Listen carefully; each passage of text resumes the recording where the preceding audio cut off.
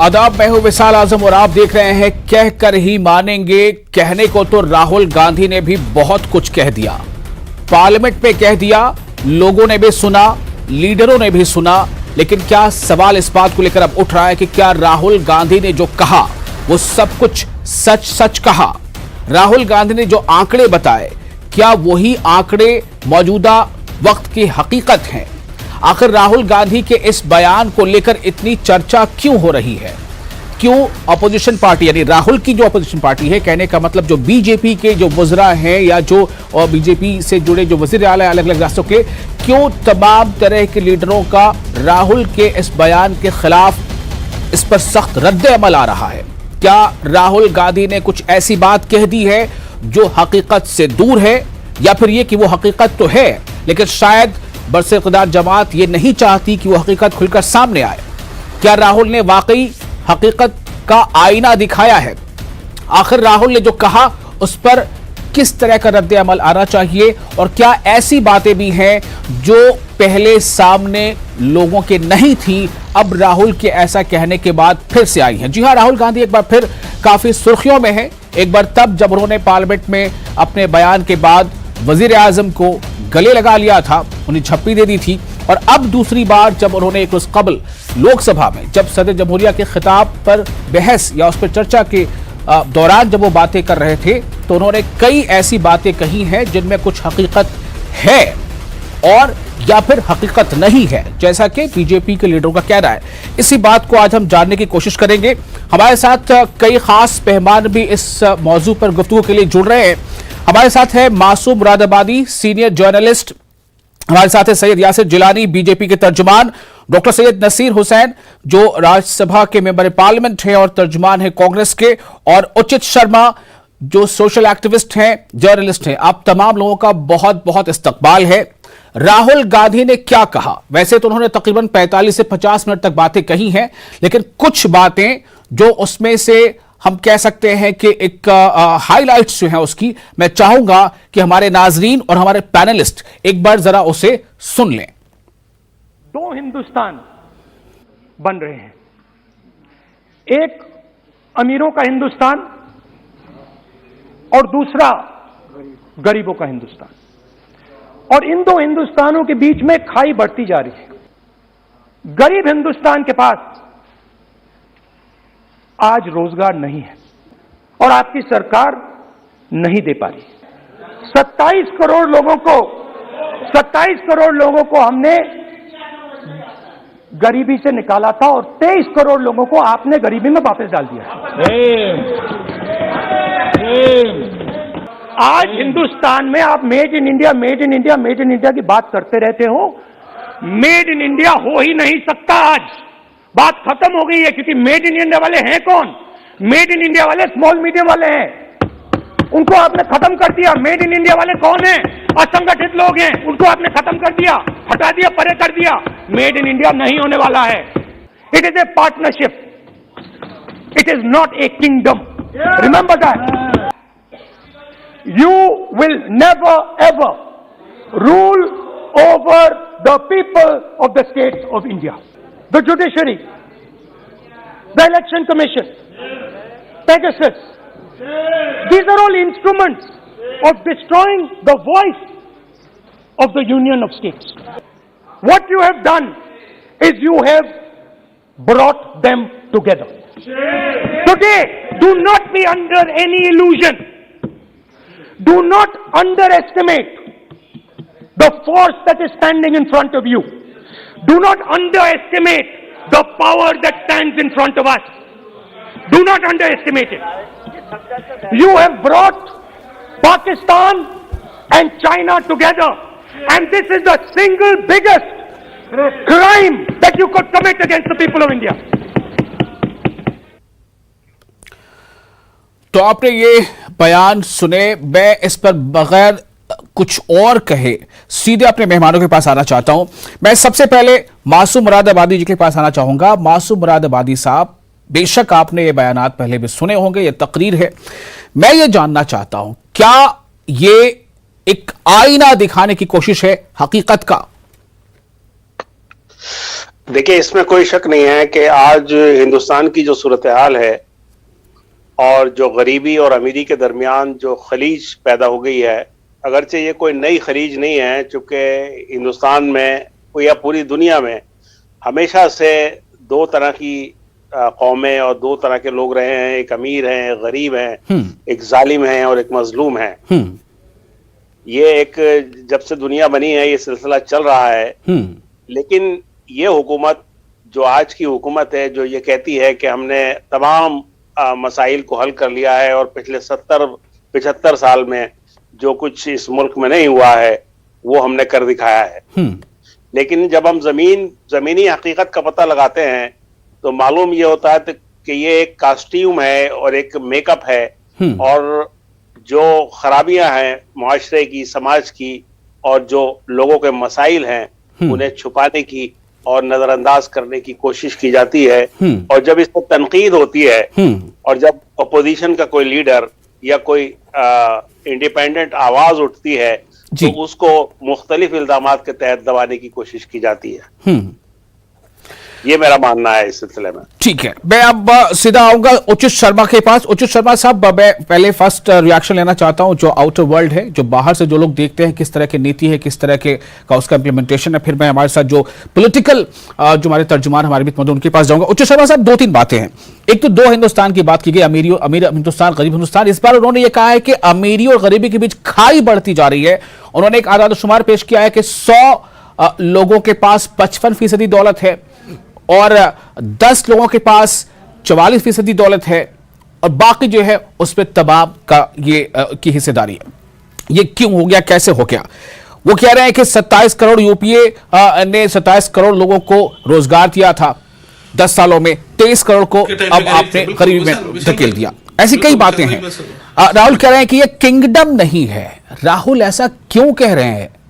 राहुल ऐसा क्यों कह रहे हैं? और राहुल ऐसा कह रहे हैं तो इस पर बीजेपी के जो लीडर वो बहुत सख्त रद्द-ए-अमल का इजहार कर रहे हैं। सवाल यही है, क्या ये हकीकत की बातें हैं या फिर इसमें भी कोई सियासत है? उचित शर्मा साहब। नहीं, ये सरकारी आंकड़े हैं विशाल। मैं इस मामले में सही कहना चाहूंगा कि ये वाकई हम लोग तो सुनते आ रहे हैं, पढ़ते आ रहे हैं, तमाम अखबारों में भी हमने कोरोना काल के दौरान समझा और पढ़ा है कि जो खाइयां हैं वो बढ़ती जा रही है। जो गरीब है वो और गरीब होते जा रहे हैं, प्रति व्यक्ति आय कम होती जा रही है, किसानों की आय कम होती जा रही है, मजदूरों की आय कम होती जा रही है, प्रति व्यक्ति आय आम आदमी की कम होती जा रही है, मध्यम वर्ग की कम होती जा रही है। बात सत्य है, ये बात सत्य है। और ये जो राहुल गांधी जी जो बोल रहे थे, इसको आम जनता जहां तक देख रही है और मैं जहां से देख रहा हूं कि एक बड़ी यादगार स्पीच उनकी ये देखने को मिली है। बहुत दिन बाद राहुल जी खुल के बोले और आज इत्तेफाकन वो रायपुर में भी आए हुए थे, मेरे प्रदेश में, छत्तीसगढ़ में, तो उन्होंने भी इसी विषय पे चर्चा की और मैंने उनको सुना भी। तो लबोलबाब उनका वही था जो उन्होंने लोकसभा में कहा, जो वो कल कह रहे थे। ये बात सत्य है, खाइयां बढ़ रही हैं, जो गरीब और अमीर का जो गैप है वो निश्चित तौर पर बढ़ रहा है। राहुल गांधी जो कह रहे थे लोग उसमें विश्वास करते हैं। राहुल गांधी को पप्पू बनाने का प्रयास हमेशा से किया जाता रहा है। लोग योजनाबद्ध तरीके से उनकी बातों को लाइटली लेने का नए नए मीम नए इजाद, नए व्हाट्सएप इजाद करते हैं ताकि जनता उनको मतलब बड़ी गंभीरता से ना ले। लेकिन कल बड़े गंभीर उन्होंने अपनी बातों को अपने सामने रखा और जो वो कह रहे थे कि वो जो भी डेटा वो प्रस्तुत कर रहे थे जनता के सामने, लोकसभा के सामने, स्पीकर के सामने, वो सत्य है और वो सब सरकारी आंकड़े भी है। इसमें कहीं राहुल गांधी जी, ठीक है, मैं इसके बाद आऊंगा, आप लोगों से ये सवाल करूंगा कि जो उन्होंने कुछ इंस्टीट्यूशंस के नाम लिए हैं, यहां तक कि उन्होंने कहा कि जुडिशरी, फिर ये कहा कि इलेक्शन कमीशन, फिर उन्होंने कहा कि पेगासस, इस पर भी मैं मुरादाबादी साहब और उचित शर्मा आप दोनों के पास आऊंगा। पहले अब फिलहाल रुक करते हैं, हमारे साथ मौजूद है यासिर जिलानी साहब भी हैं। और यासिर जिलानी साहब, क्या रिएक्शन है आपका? राहुल गांधी ने जो डेटा दिया है उस पर इत्तेफाक है?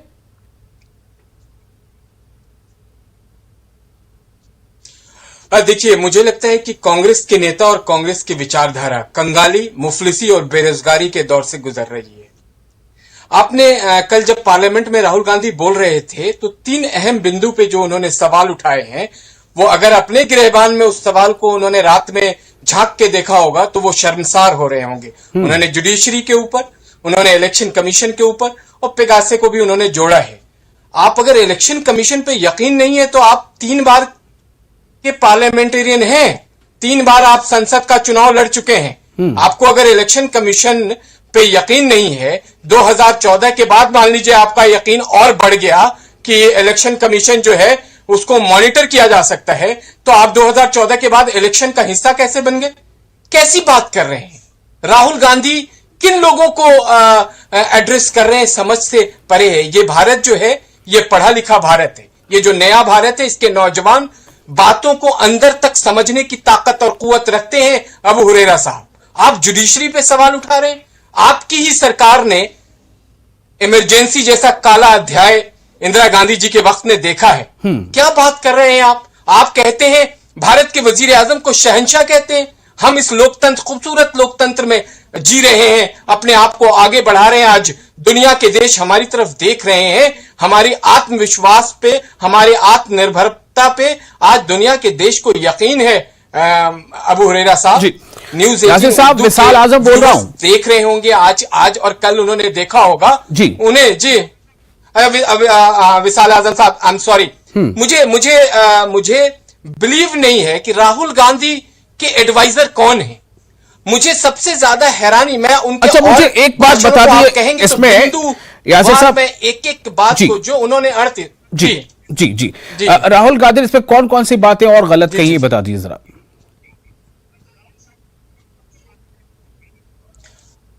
आप बताइए कि उन्होंने जुडिशरी पे करारा जो एक सवाल उठाया है, तो आपको अगर जुडिशरी पे भारत के यकीन नहीं है और आप सामने वाले को शहंशाह कहते हैं, आप भारत जैसा लोकतांत्रिक देश दुनिया में कोई हो सकता है क्या? भारत में जितनी फ्रीडम है पूरे दुनिया में किसी मुल्क में राहुल गांधी को मिल सकती है क्या? राहुल गांधी ने तो बाहर के भी कई देशों में जाके पढ़ाई करी है, वहां अपने फ्रीडम को एंजॉय किया है और वहां की सख्तियों को भी देखा है। क्या भारत में जिस तरह से वो अपने आप को कैरी करते हैं, अपने संदेश को लोगों तक पहुंचाते हैं, अपने ट्विटर पे सुबह मॉर्निंग 5 o'clock से 10 o'clock तक खेलते रहते हैं, इतनी आजादी कहीं नहीं मिल सकती। उसके बाद भी और आप उस ट्विटर पर मैसेज डालना खेलना होता है, आ रहे हैं, ये तो सभी खेलते हैं। ने एक काला अध्याय भारत को सुन लीजिए। मतलब ये बताते चले जाइए, ट्विटर पर मैसेज डालना खेलना होता है तो फिर सभी खेलते हैं, हमारे तमाम वुज़रा खेलते हैं। हाँ, नहीं, जब आप इस तरह, जब आप इस तरह का, आप सेशन क्या चल रहा है? बजट का सेशन पार्लियामेंट में चल रहा है। आपने बजट को लेके किसी तरह की बात कहने के बजाय आपने उस वक्त को, उस टाइम को पार्लियामेंट के आपने अपनी राजनीतिक एक संदेश जो, ठीक है, ओके, मैं आऊंगा अब नसीर हुसैन साहब के पास। वो आपने, नसीर हुसैन साहब, ये बजट सेशन मैं क्रॉस करूंगा, वक्त ज्यादा लग जाएगा। यासिर जिलानी साहब ने जो कुछ कहा है आपसे उस पर मैं रिएक्शन चाहता हूं। एक बात तो ये भी बहुत वाज़ेह है कि अगर आप सवाल उठाते हैं जुडिशरी पर, इलेक्शन कमीशन पर, तो फिर आप उस इलेक्शन प्रोसेस का हिस्सा भी होते हैं। नसीर साहब, देखिए विशाल साहब, क्या हिंदुस्तान में आज ऐसा टाइम आ गया है कि हम किसी भी हिंदुस्तानी सरकारी एजेंसी की टिप्पणी हम नहीं कर सकते? क्या ऐसा भी अब दिन आ गया है हिंदुस्तान में कि हम सरकार पे और प्रधानमंत्री पे टिप्पणी नहीं कर सकते? क्या ऐसा भी दिन आ गया है कि जुडिशरी इतनी सैक्रोसेंट हो गई कि हम उसके ऊपर कोई टिप्पणी नहीं कर सकते? ये छोड़िए, तो राहुल गांधी जी ने उनके जो एक्सपीरियंस हमारी कांग्रेस पार्टी की और हमारे कांग्रेस नेताओं के रहे वो अपने सामने रखे हैं। मैं तो जहां तक जुडिशरी की बात ये कर रहे हैं बार बार, और बहुत सारे टेलीविजन चैनल्स में डिबेट्स में ये बार बार ये बात उठाई जा रही है, जुडिशरी को उकसाया जा रहा है। मैं तो इतना ही कहूंगा, ये हम तो ठीक है, जो सिटिंग सुप्रीम कोर्ट के जजेस हैं उन्होंने जो है 4-5 जजेस मिलकर उन्होंने प्रेस कॉन्फ्रेंस किया था सुप्रीम कोर्ट के कॉम्प्रोमाइजिंग रवैया पे। उसमें जिस तरीके की हरकतें सुप्रीम कोर्ट में हो रही थी उसके ऊपर सुप्रीम कोर्ट जजेस ने कहा था, former supreme court chief justice और जजेस ने बड़े बड़े आर्टिकल्स लिखे हैं, कमेंट्स किए हैं, क्या हाल है, क्या जुडिशियरी का हाल हो रहा, किस तरह सरकार का इंटरवेंशन है, किस तरीके के केसेस को किस तरीके के जजेस के अपॉइंटमेंट किए जा रहे हैं। ये तमाम चीज कॉलेजियम पे लेके अपॉइंटमेंट ऑफ जजेस पे लेके केसेस, कौन से जज को कौन सा केस जाना है, इसके ऊपर जो है मैं नहीं कर रहा हूँ, सुप्रीम कोर्ट के जजेस टिप्पणी की है, प्रेस कॉन्फ्रेंस करके ओपनली बोला है। तो ये क्या कह रहे हैं कि जो जुडिशरी के खिलाफ बोले, इलेक्शन कमीशन के खिलाफ बोले। इलेक्शन कमीशन वेस्ट बंगाल के इलेक्शन में क्या कर रही थी, बिहार के इलेक्शन में क्या कर रही थी, किस तरह से एक तरफा रवैया करवाए। सारी गुंडागर्दी भारतीय जनता पार्टी वेस्ट बंगाल के इलेक्शन में लगातार करती रही। इलेक्शन कमीशन किसी को बुक किया उसमें? बिहार में जितना पोलराइजिंग भाषण पर बयानबाजी और भाषणें हुए, उसमें इलेक्शन कमीशन बुक किया किसी पे? अब उत्तर प्रदेश में किस तरह की बयानबाजी हो रही है, उसके ऊपर इलेक्शन कमीशन ने एक्शन लिया। ये एक तरफा रवैया नहीं है, ये सरकार के तरफ झुकाव नहीं दिखा रही है इलेक्शन कमीशन। तो क्या दिखा रही है? हम election commission as an institution पे नहीं कह रहे, हम तमाम सरकार की एजेंसीज हैं, CBI, IT, ED, election commission, part of judiciary, इसको किस तरीके से सरकार और सरकार में रहने वाले लोग किस तरह से इसका गलत इस्तेमाल कर रहे हैं। आज किसी भी स्टेट में इलेक्शन हो, किसी भी स्टेट में इलेक्शन हो, जो अपोजिशन पार्टीज के लीडर्स और कैंडिडेट्स होते हैं उनके खिलाफ या तो ईडी रेड होता है या तो आईटी रेड होता है। यानी एक बात नसीर साहब एक बात मैं यहाँ पर सिर्फ कहना चाहूंगा कि अभी इलेक्शन सब एक छोटा एग्जांपल, अच्छी बात, पंजाब में प्रधानमंत्री गए थे, पंजाब में प्रधानमंत्री गए थे, वहां के किसान उनको वहां पे घुसने नहीं दिया, क्योंकि किसान या 14 महीने इंतजार करते रहे, प्रधानमंत्री उनको मिलने नहीं गए थे। उसमें चन्नी साहब की क्या गलती थी? तुरंत चन्नी भी ईडी रेड हो गया, चन्नी साहब के अगल बगल में जो लोग रहते उनको ईडी रेड हो गया।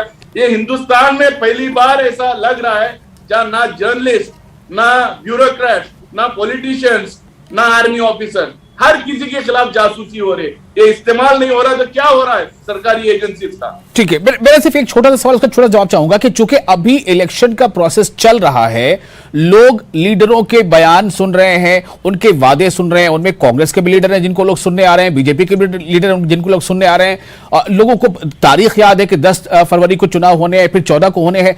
इस दरमियान अगर ऐसी बात सामने आती है तो क्या लोगों का भी इससे भरोसा इस सिस्टम पर क्या थोड़ा कमजोर नहीं पड़ जाएगा अगर एक राहुल गांधी जैसे लीडर इस तरह की बात अभी इस दरमियान में करें? नहीं, अगर हम पार्लियामेंट के अंदर अपनी बात नहीं रखें तो कहां रखें? पार्लियामेंट के अंदर बाहर तो बोलने देते नहीं, जो भी बोलता है उसको बुक कर देते हैं आप, उसके पीछे पड़ जाते हैं, उसको यूएपीए में डाल देते हैं, उसके खिलाफ केसेस कर देते हैं। पार्लियामेंट के अंदर बात नहीं करे तो कहां करें? ठीक है, चलिए मैं फिर आऊंगा आपके पास। यासिर जिलानी साहब, ये सवाल उठ रहा है कि पार्लियामेंट के अंदर भी अगर अपनी बात ना करें तो कहां करें? और 10 सेकंड में लूंगा, 10 सेकंड लूंगा। आप बताइए कि कोई भी हिंदुस्तान की एजेंसी या लीडर या ब्यूरोक्रेट के खिलाफ क्रिटिसिज्म नहीं हो सकता है? यासिर जिलानी, क्रिटिसिज्म नासिर भाई का लोकतांत्रिक अधिकार है। बहुत संजीदा वाले इंसान है नासिर भाई, और पढ़े लिखे सांसद हैं कांग्रेस के, बहुत तर्क की बात करते हैं। लेकिन नासिर भाई ने अपने 40 मिनट के नेता के भाषण पे किसी तरह की कोई बात नहीं करी, क्योंकि इन्हें भी मालूम है कि उन्होंने गलती करी है। उन्होंने पाकिस्तान और चाइना के कोलैबोरेशन पे जो बात करी है, अगर आप नेहरू रिजिम से लेकर इंदिरा गांधी के रिजिम को उठा के देखेंगे तो चाइना और पाकिस्तान का जो फ्रंटियर, फिर आप कहेंगे विसाल आजम कि हम खेल की बात कर रहे हैं, जो उनका पूरा का पूरा खेल है। देखिए मैं चाइना से एक बात आपको और बता दूं, यहां पर चूंकि जिक्र चाइना के निकल आया है कि गलवान घाटी की झड़प में, सुन लीजिएगा, गलवान घाटी की झड़प में शामिल अपने सैनिक को, जो गलवान घाटी में जो झड़प जो हुई थी जिसमें हिंदुस्तानी जो हमारे फौजी थे और चाइनीज थे, उसमें शामिल अपने सैनिक को ओलंपिक की मशाल देने को लेकर चीन ने दी है। अब सोचिए कि क्या उसकी एक तरह से मतलब इसकी ये हिकमत अमली है। हालांकि भारत ने इस पर सख्त रद्द अमल का इजहार किया है, सख्त रद्द अमल का इजहार किया। जी, उसका रिएक्शन भी बताइए। हाँ, उसका रिएक्शन बताइए। बिल्कुल, मैं भी कर दिया, सख्त रद्द अमल का इजहार किया उस पर, और उसे जो है सवालों में उसको दूध को न भेजने का फैसला कर लिया भारत ने। मेरा सवाल अब ये है, थोड़ा सा मैं आना चाहता हूं अपने पास, मासूम राना बाजी साहब और उचित शर्मा साहब। मैं थोड़ा जवाब दूं इसका, थोड़ा जवाब दूं, मुझे 30 सेकंड साहब, चलिए आपको दिया, थोड़ा सा मौका दिया, जल्दी। जी, देखिए राहुल गांधी जी 50 मिनट जो बात की है उसके ऊपर मैं बहुत सारी बात कर सकता हूँ, क्योंकि आपने पॉइंटेड क्वेश्चन पूछा तो मैं उसका जवाब दिया। लेकिन आप जो बीजेपी के स्पोक्स पर्सन कह रहे हैं चाइना और पाकिस्तान का पास आने का, मैं इतना ही कहूंगा, मैं क्योंकि इंटरनेशनल पॉलिटिक्स का स्टूडेंट हूँ, मैं ये कहूंगा कि जो इनकी फॉल्टी फॉरेन पॉलिसी की वजह से हिंदुस्तान को बहुत नुकसान उठाना पड़ रहा है। उसका जवाब एस जयशंकर साहब ने कई तरह से दिया है। मैं थोड़ा सा इसको शिफ्ट करना चाहता हूं, प्लीज यासिर साहब जवाब लीजिए। थोड़ा खत्म कर दूं, मैं थोड़ा खत्म जवाब कर दूं, थोड़ा इंदिरा खत्म कर गांधी दूं। की फॉरेन पॉलिसी पे चर्चा करनी थोड़ा- फिर हमें पूरा इतिहास तारीख के पन्ने पलटने पड़ेंगे। मेरा सिर्फ मौजूदा सवाल मासूम मुरादी साहब से यह है कि राहुल गांधी ने पार्लियामेंट में जिस तरह से इंस्टीट्यूशंस का नाम लिया है, जुडिशरी ले लिया उन्होंने नाम, ईसी का नाम ले लिया और पेगासस का नाम ले लिया, उसमें कुछ और ऐड किया नसीर साहब ने अभी, ईडी या आईडी वगैरह। मेरा सवाल यह कि क्या इन इदारों का मिसयूज हो रहा है जो कहा जा रहा था? मुरादाबादी साहब। देखिए, मैं आपसे ये कहना चाहता हूं, जहां तक मिसयूज होने की बात है, खुद पार्लियामेंट के फ्लोर का मिसयूज इस तरह से हो रहा है कि पेगासस के बारे में गवर्नमेंट ने ये कहा पार्लियामेंट के फ्लोर पे कि उसका कुछ लेना देना इससे नहीं है। पेगासस के बारे में उसको कोई मालूमात नहीं है। लेकिन जब न्यूयॉर्क टाइम्स ने ये रिपोर्ट छापी कि पेगासस 2017 में बाकायदा गवर्नमेंट ऑफ इंडिया ने खरीदा था और वो उसके साथ जो दिफाई डील हुई थी उसका वो पार्ट था, तो हुकूमत के पास उसका कोई जवाब नहीं था। तो जब आप ये सवाल उठाते हैं कि किस चीज का कहाँ गलत इस्तेमाल हो रहा है, तो फिर सारी चीजों को देखना पड़ेगा।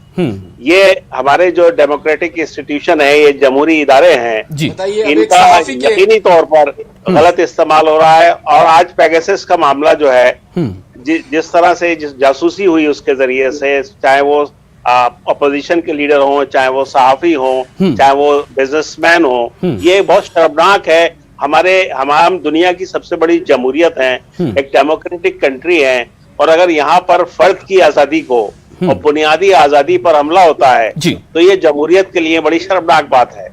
चलिए, ये मेरा मानना। अब बहुत माजरत के साथ मैं अब इस प्रोग्राम का इख्तिताम करता हूं और शुक्रिया आप तमाम लोगों का अपना कीमती वक्त निकालने के लिए। नाज़रीन, आपका भी शुक्रिया, आप बने रहे हमारे साथ। मुझे दीजिए इजाजत। आदाब।